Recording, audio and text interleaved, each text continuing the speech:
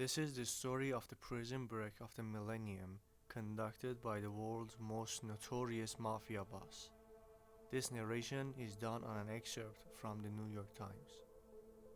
Shortly before 9 p.m. on Saturday, Joaquin Guzman Loera, the Mexican drug kingpin whose capture last year had been trumpeted by his country's government as a crucial victory in its bloody campaign against the narcotics trade, stepped into the shower in his cell in the most secure wing of the most secure prison in Mexico. He never came out. When guards later entered the cell, they discovered a 2 by 2 foot hole through which Mr. Guzman, known as El Chapo, had disappeared.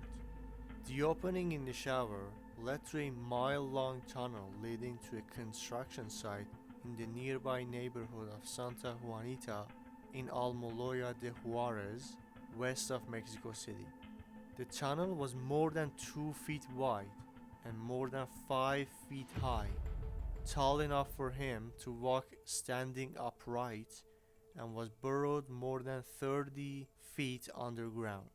It had been equipped with lighting, ventilation, and a motorcycle on rails that was probably used to transport digging material and cart the dirt out.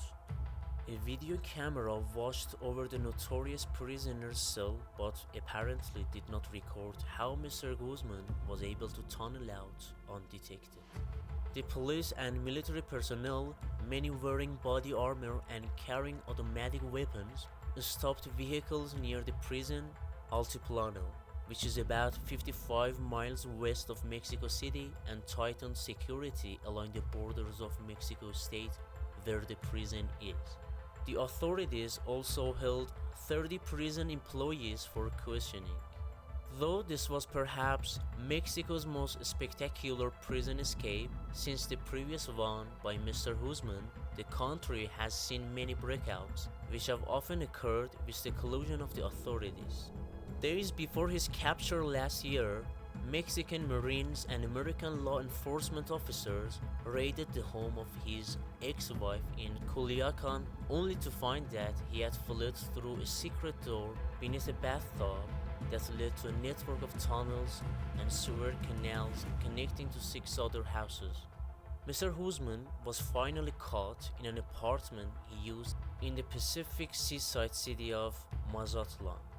Mr. Guzman, who is believed to be in his late 50s, began his criminal career by selling marijuana with his father in the mountains of Sinaloa, never studying past 3rd grade.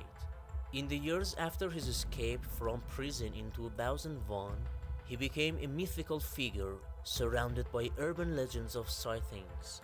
Security agents closed in on him a couple of times, only to find that he had slipped away just hours before, often through tunnels built into the homes he frequented.